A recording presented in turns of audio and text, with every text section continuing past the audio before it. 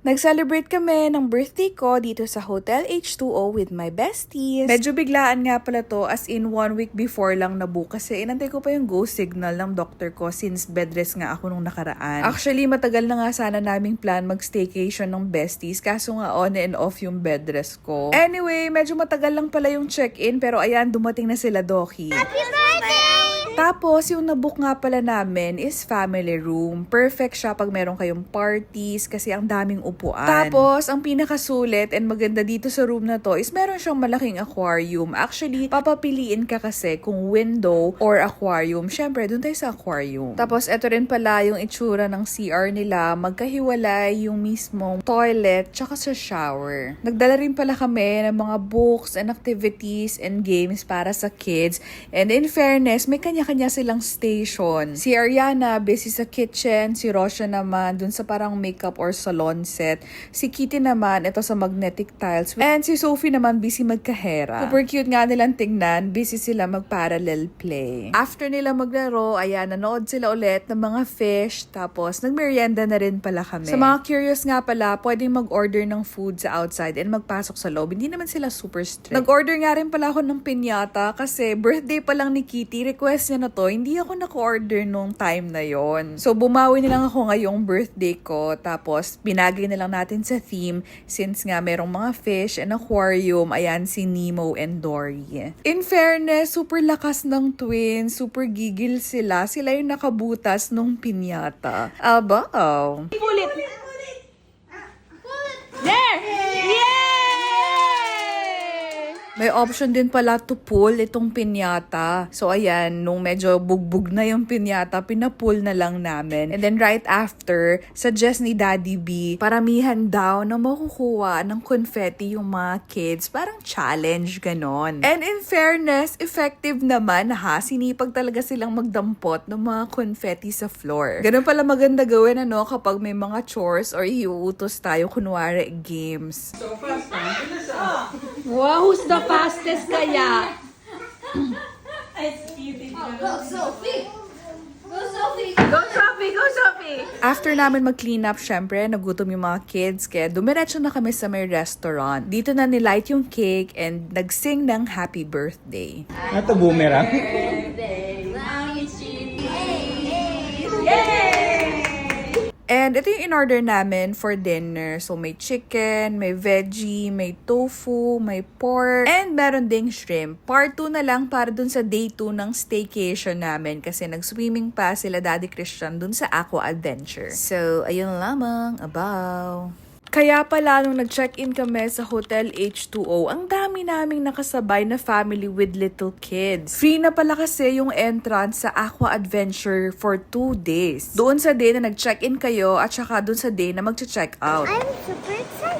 Sa Klook nga pala kami nag-book, tas yung kinuha namin is family room and kasama na rin pala yung breakfast doon. Tapos, kung ilan yung dineclare ninyo na adult and kids, yun din yung number ng tickets ninyo dito sa swimming area. 9 o'clock pa pala yung opening ng Ocean Adventure kaya kumain muna kami ng breakfast. Around 8 a.m. na nga pala to kaya medyo ubos na yung food although nagre-refill naman sila. So kung gusto niyo na mas fresh yung serving and mas marami, siguro dapat before 8 nandito na kayo. Weekend nga rin pala to kaya medyo marami yung tao. Anyway, before kami mag-check out, sumakay kami dito sa parang train nila. Actually, nag-check-in pa lang kami, nakita na ni Kitty to and nagsabi na nga rin siya na gusto niya raw sumakay. Actually, kahit nga ako, gusto ko rin talagang sumakay and pumunta dun sa may swimming area. Kaso nga dahil medyo maselan yung pregnancy natin, si Daddy siya na lang daw ang sasama. Takot din kasi siya na baka matagtag or baka madulas pa ako dun sa swimming area. Pero actually, aside sa birthday celebration, plan talaga namin na mag-staycation family before lumabas si Chino. Perfect time rin talaga ngayon habang nasa second trimester pa ako. Anyway, habang busy yung mag-daddy mag-date, eto, nag-open ako ng mga gifts ng besties. From Ariana and Rosha. Check. Ay, ang cute! Onesies. Bodysuit pala tawag dito. Onesies tawag ko dito eh. Hindi ba onesies tsaka bodysuit same?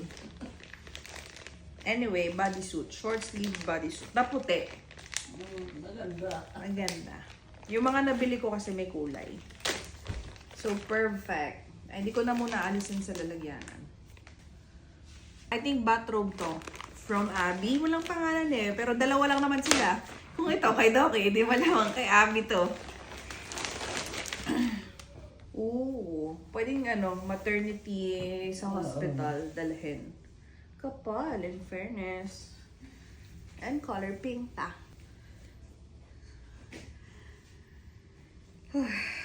So nice and cozy.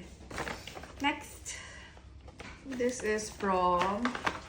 Hindi ko sure kung kay Dote ba to? Oh, wow. Dalawa siya, 2-in-1. Lipstick na may liner. Cute. Nice. Parang siyang brick. Crimson. Ganun yung shade niya. Ganda. I love it. Wow. Oh my gosh. I love the color.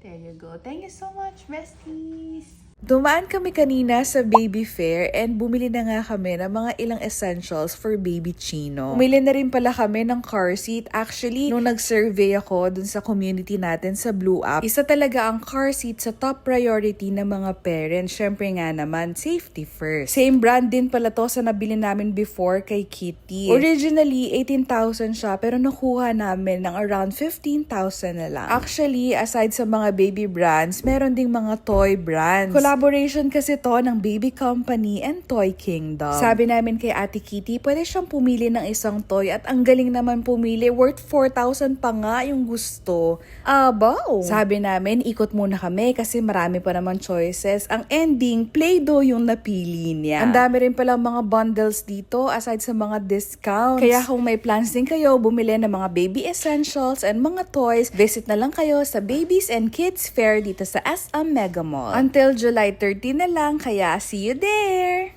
Unbox tayo ng Stitch trolley cases. So, dalawang type siya. Makeup at saka kitchen. So, isang version niya is trolley. Ito, naangat ito guys. And nahihila since meron siyang gulong. Tapos, pwede siyang parang bag or kit type. So, aside sa horizontal play, pwede niyo siyang gawing vertical play. Alisin lang natin and i-close. Yan. So, a full setup or vertical setup. Ayan. You like this one, ate? Yes! Nagla-light up din pala yung stove nung kitchen set at saka yung mirror nung makeup set. Kailangan lang maglagay ng 3 AAA na batteries. Yeah, which one do you like more? The kitchen and the makeup. No, if you're gonna choose one. The makeup. Makeup. Ako the kitchen. Bye! Thank you, Rachel.